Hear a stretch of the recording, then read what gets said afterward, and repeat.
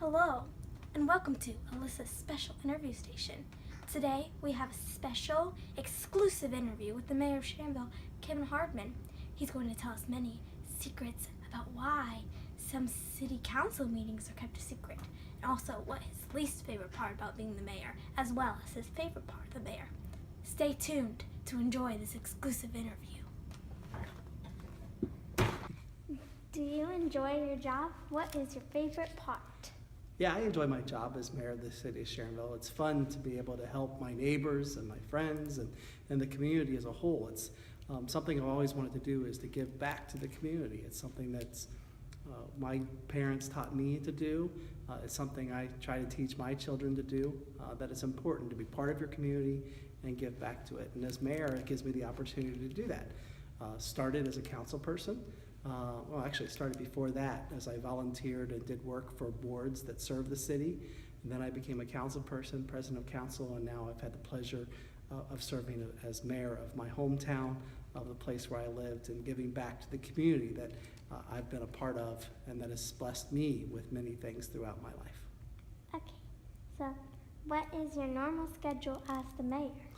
I don't really have a normal schedule, so being the mayor is very different. So the one things I can always count on is there's 2 meetings a month of the city council, and that brings together all of our elected representatives in Sharonville. So in Sharonville we have 4 ward representatives who serve on council.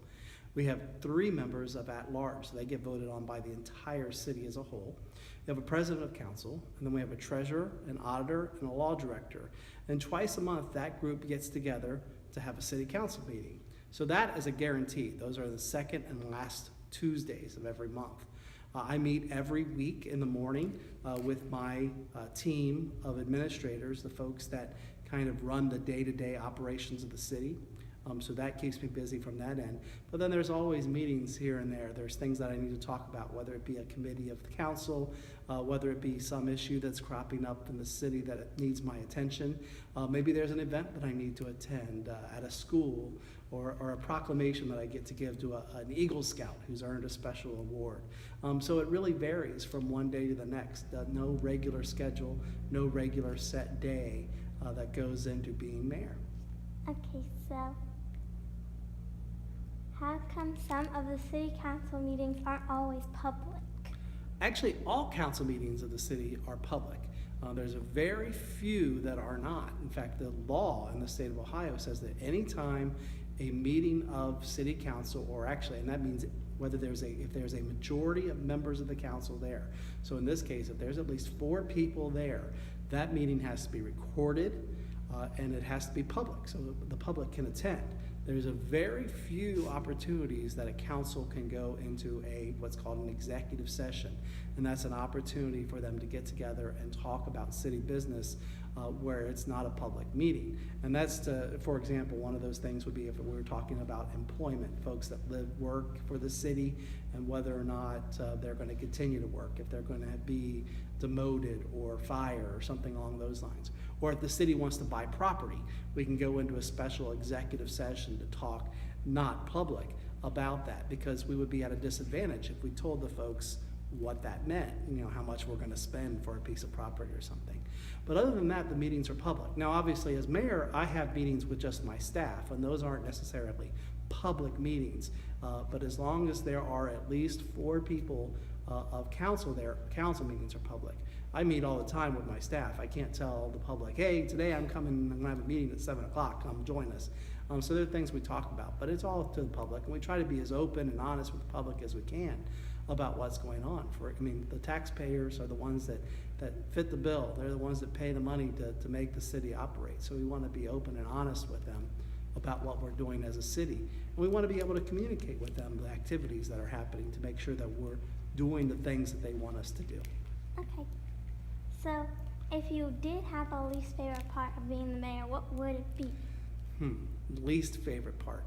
It's the disagreements. Sometimes when you're making decisions about things that are happening in your city, there's going to be disagreements. People don't agree with some of the things you do, and it's okay to disagree.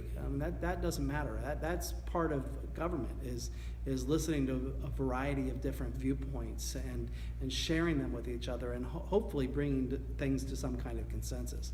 Fortunately, sometimes those disagreements can become personal, they become nasty, and that's time when it's not fun to be mayor or any kind of elected position, because that's not what we're here to do. We don't want to listen to we don't want to listen to people calling us names or saying bad things or just being nasty about stuff. We want to open up a channel for communication, and that doesn't help.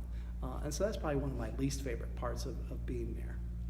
Okay, so if you ever had anyone run against you, how would you campaign? Well, I think it's really important. I've been very fortunate that in the 9 elections that I've run since 2000 that I haven't had any opposition. But that doesn't mean I don't campaign. It's still very important that you are out there talking with the folks that you represent, letting them know that you're caring for them and what they do. It's just a different kind of campaigning. So there's not big yard signs out there, or I'm not knocking on doors as much as somebody who actually has an opponent are. But those are the things that, in my opinion, I'm doing all year long. And I think the fact that I haven't had an opponent for so many years just means hopefully I'm doing things right, that I am opening the channels of communication. I think social media, things like Facebook and Snapchat and Instagram, all of those things have made campaigning a little bit easier, especially in a local election nowadays, because you can reach a greater number of people. And it actually gives people a greater voice. So that they can be heard as well, and they know that they can be heard. So campaigning in 2017 is different than when I started campaigning for my first election in 2000. But it's very important just to get people to know you, to know the kind of decisions that you'll make, and making good decisions for your city. Well, that's all I have for today. Thank you. Thank you.